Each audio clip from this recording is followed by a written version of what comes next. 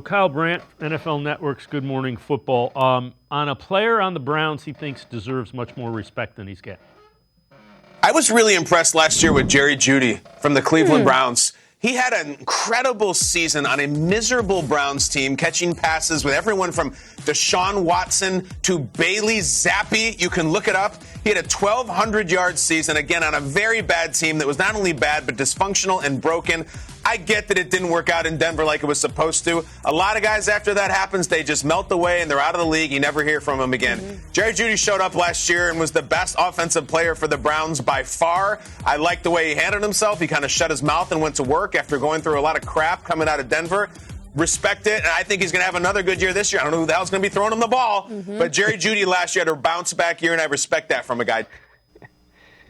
Yeah, the throwing him the ball is a little bit of a concern, and that kind of brings me to my thought. A boatload, most of his production, probably 70% of his production, was with Jameis Winston as quarterback. There is some translation between skill sets between Jameis Winston and Joe Flacco. Not so much the other quarterbacks that will be under center, though. Yeah, if it wasn't for Jameis Winston starting that stretch, we would have no idea what Jerry Jeudy even is.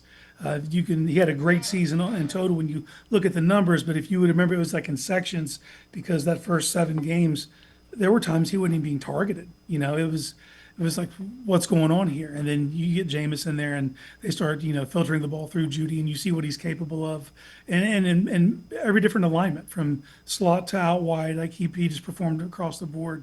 But he has to be a focal point. You saw what he's capable of with the ball in his hands, and there needs to be an emphasis to lean on him, let him be your one.